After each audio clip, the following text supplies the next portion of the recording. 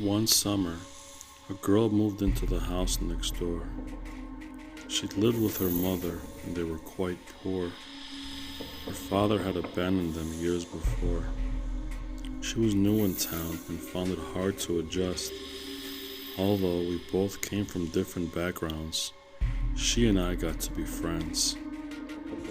We were not very close friends, but I often visited her house and we would talk. The moment I laid eyes on her, I knew she was the perfect girl for me. Unfortunately, she didn't feel the same way. She was attracted to boys who were handsome and confident.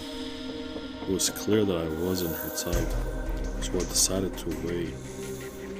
She didn't have any friends of her own to talk to, so she confided in me.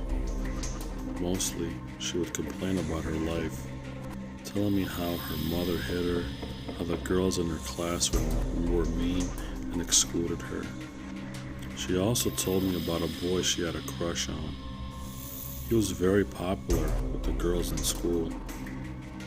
As she talked about her problems, I just sat there and listened. One day, the girl stopped coming to school. As it turned out, it was because she was being bullied.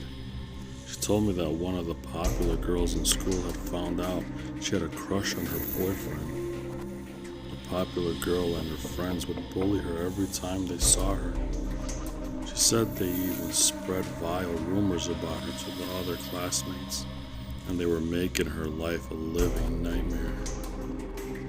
I just kept quiet and listened as she vented her problems. Her behavior began to change after she entered junior high school. She stayed out until all hours of the night and began to smoke cigarettes and drink alcohol. I heard rumors that she was doing drugs too. She fell in with a bad crowd and was even arrested by the police once.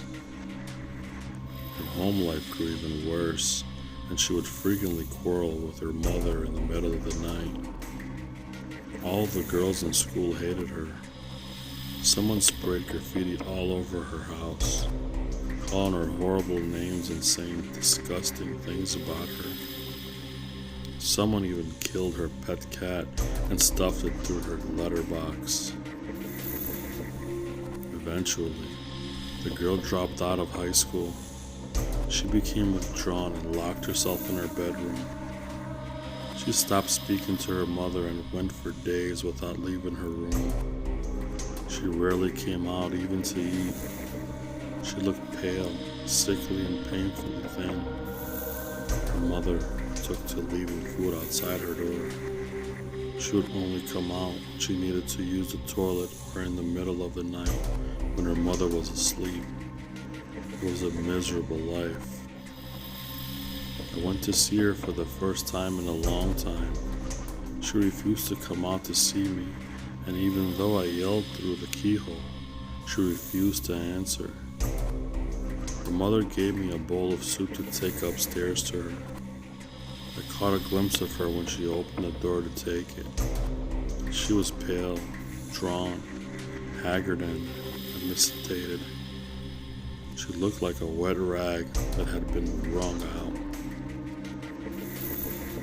I went to see her every day.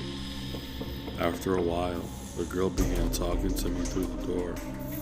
She told me how she was constantly fighting with her mother and all of her old friends had forgotten about her.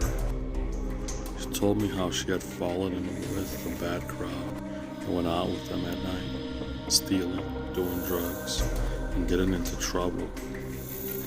She told me she was caught shoplifting by the police and she had a criminal record. She told me how her mother tried to help her at first. When she wouldn't listen, her mother flew into a rage and beat her. Her life had become unbearable. She wanted to die, and she told me she had tried to commit suicide many times by slitting her wrists. Just like the other old days, she continued to talk on, and I just listened. Whenever she asked for my opinion, I just shrugged or made some unconscious remark. As time went by, the girl's mood gradually began to brighten. She even decided to come out of her room. It seemed like things were getting better and the future was looking positive. Her mother broke down in tears and thanked me profusely. One day, the girl went up to the roof of an apartment building in the neighborhood and jumped off. The building wasn't very high, and she landed in the shrubbery. That was probably what saved her life. However, her spinal cord was injured in the fall, and she was paralyzed from the neck down. The doctor said she would spend the rest of her life in a wheelchair. When she got out of the hospital, I went to see her. She was lying in her bed, unable to move. She apologized to me over and over, and she couldn't stop crying. She said she wished she didn't survive the fall, and told me she was sorry for all the trouble she had caused me and her mother.